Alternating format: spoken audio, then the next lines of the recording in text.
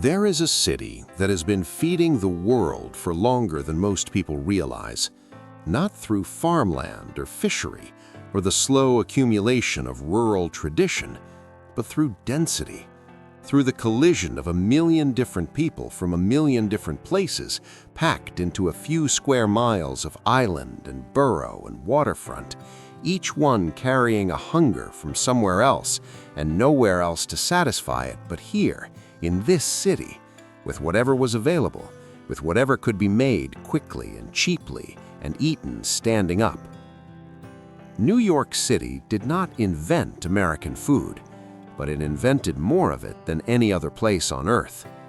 Today, we are counting down 10 American foods that were born in New York, dishes and drinks and preparations that began in the streets and kitchens and dining rooms of the greatest city in the world and then spread across the country until they became so familiar that most people never stopped to ask where they came from. But this story is not simply about food. It is about what happens when people arrive in a new place with nothing but hunger and ingenuity, and what they build from those two things. By the time we reach number 1, something will come into focus, something about what American food actually is and how it has always been made. Number 10, the New York cheesecake. There's cheesecake, and then there's New York cheesecake, and the difference between the two is not subtle. The New York version, dense, rich, almost aggressively creamy, with a golden top and a graham cracker crust, emerged from the Jewish delicatessens and dairy restaurants of the Lower East Side and Midtown Manhattan in the early to mid-20th century. The innovation was the use of cream cheese, which had only been commercially produced in the United States since the 1870s, in a quantity and with a technique that produced a filling far denser and more substantial than the ricotta or cottage cheese-based cheesecakes of European tradition. Arnold Rubin is often credited with an early version in the 1920s. Lindy's restaurant on Broadway made it famous. Junior's in Brooklyn made it an institution. The New York cheesecake spread to every diner counter and grocery store bakery case in the country over the following decades, and it carried with it the specific ambition of a city that believed bigger and richer was better, and was usually right. Number 9, the egg cream. No eggs, no cream. The New York egg cream is one of the great naming mysteries in American food history, and it remains to this day a drink that is almost impossible to find outside the 5 boroughs in its authentic form.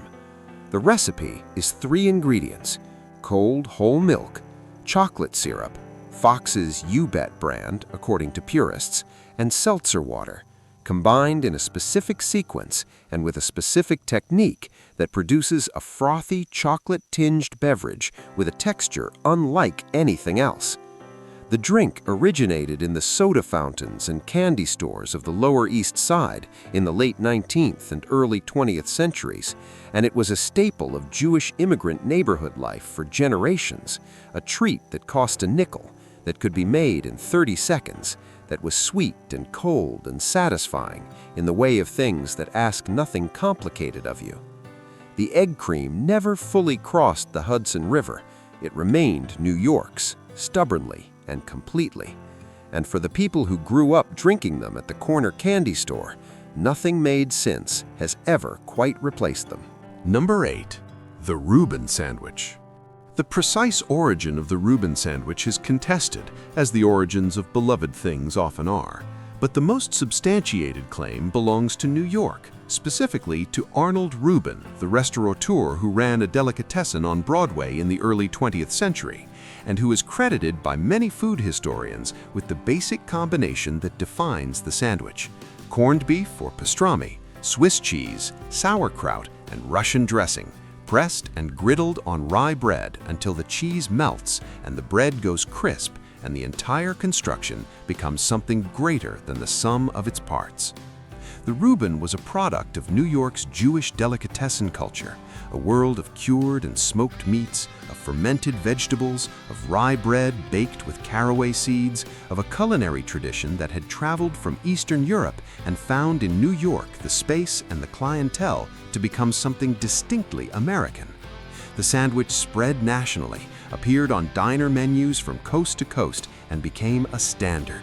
But it was born in a very specific world, on a very specific island, at a very specific moment, when the ingredients of that world happened to find each other.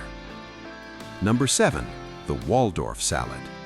In 1893, at the newly opened Waldorf Hotel on Fifth Avenue, the hotel that would eventually become the Waldorf Astoria, the maitre d' Oscar Cherky created a salad so simple it seemed impossible that no one had made it before. Diced apple, celery, and mayonnaise arranged on a bed of lettuce. That was the original version. Walnuts were added later, and the combination of sweet apple, crisp celery, rich mayonnaise, and nutty walnut became the version that spread through American cooking for the next century.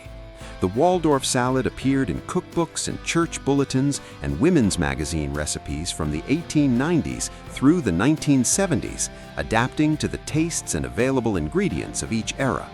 It carried with it the faint glamour of its origin, a luxury hotel, a famous street, a city that was at that moment becoming the center of the American world. The salad itself was humble. The address was not. That combination, accessible food with aspirational origins, is one of the most reliable formulas in American culinary history. The bagel. The bagel arrived in New York with the Eastern European Jewish immigrant community in the late 19th century, carried from the cities of Poland and Russia, where it had been a street food for centuries. But what happened to the bagel in New York, what the specific water chemistry of the city's municipal supply, what the particular coal-fired ovens of the Lower East Side bakeries, what the competitive density of the immigrant neighborhood did to the bagel, transformed it into something distinct from its European ancestor. The New York bagel was chewier, denser, with a crust that had been produced by boiling in water before baking, and the combination of that exterior texture with a tight, elastic crumb was unlike anything produced by the same recipe in any other city. Bagel bakers in New York formed unions in the early 20th century. They worked through the night. They supplied the neighborhood with something that was simultaneously a breakfast food, a vehicle for smoked fish and cream cheese, and a fundamental expression of a community's identity in a new world. When bagels spread nationally in the latter half of the 20th century, what most of the country received was an approximation. New York kept the original. Number 4. The hot dog, New York style. The hot dog in its various American forms has multiple claimants across multiple cities, but the New York version, the water-boiled or griddled frank in a steamed bun, served with yellow mustard and sauerkraut or onion sauce from a cart on a street corner, developed a character specific to the city and to the pushcart culture of the late 19th and early 20th centuries. German immigrant sausage makers on the Lower East Side and in Yorkville produced the original franks. Street vendors, many of them recent immigrants themselves, built the cart infrastructure that made hot dogs the most democratic food in the city, available on any corner, affordable on any wage, eaten standing up at any hour. Nathan's Famous, opened by Nathan Handwerker at Coney Island in 1916, became the institution that fixed the New York hot dog in the national imagination. A nickel bought you a frank that was better, Nathan believed, than anything available at twice the price. He was not wrong, and the city agreed. Number 3. The pizza slice. Pizza came to New York with Italian immigrants from Naples and the surrounding regions in the late 19th century. But what New York did to pizza, specifically what it did in the first decades of the 20th century in the coal-fired ovens of Lombardi's on Spring Street and in the storefronts that followed throughout the boroughs, was to create a version of the dish so distinct from its Italian ancestor that it deserves to be understood as a separate invention. The New York slice, large, thin, flexible enough to fold lengthwise for eating while walking, covered in a cooked tomato sauce and low-moisture mozzarella that browned and bubbled in a very hot oven, with a crust that had crunch at the bottom and chew in the rim. It was sold by the slice for a price that working people could afford, from shops that were open late and staffed by men who could produce a finished slice in 3 minutes. The New York slice became the template for American pizza in a way that no other regional style has matched. When people anywhere in this country think of pizza, they are thinking, whether they know it or not, of something that was made in New York. Number 2. The deli sandwich, the pastrami on rye. The pastrami on rye is not just a sandwich, it is an artifact of a specific world, the world of the New York Jewish delicatessen, which reached its peak in the mid-20th century and has been diminishing ever since. Pastrami, beef brisket rubbed with spices, cured, smoked, and then steamed until it becomes extraordinarily tender, was a Romanian Jewish preservation technique adapted to American beef by immigrant butchers on the Lower East Side in the late 19th century. The sandwich built around it, thick-cut pastrami piled high on rye bread with mustard, nothing else, no lettuce, no tomato, no negotiation, became the defining product of the New York delicatessen and one of the most imitated sandwiches in American food history. Katz's Delicatessen on Houston Street, opened since 1888, still makes it the same way it always has. The sandwich has been replicated in every city in the country, in chain restaurants and stadium concessions and grocery store delis. None of them are the same. Number 1. The melting pot itself, the New York street cart meal. The single most important food invention New York ever produced cannot be found on any specific menu. It has no single inventor and no founding date and no famous restaurant to claim it. It is the concept, the practice of the street cart meal. The idea that an immigrant could arrive in this city with a family recipe, a small amount of capital, a cart or a push cart or a folding table on a sidewalk, and could sell that food to the strangers walking past, and that those strangers, pressed for time and short on money and open to something unfamiliar, because everything in this city was unfamiliar, would buy it. This system, informal, competitive, constantly evolving, produced more genuine culinary innovation per square mile than any professional kitchen or culinary institute ever has. The knish came from it, the pretzel came from it, the roasted chestnut came from it, the hot corn, the iced lemonade, the pickles sold from barrels on Orchard Street. All of it came from this system of people feeding each other on the sidewalk, learning each other's tastes, adapting their own traditions to what was available and what would sell. Here is the truth that this entire countdown has been building toward.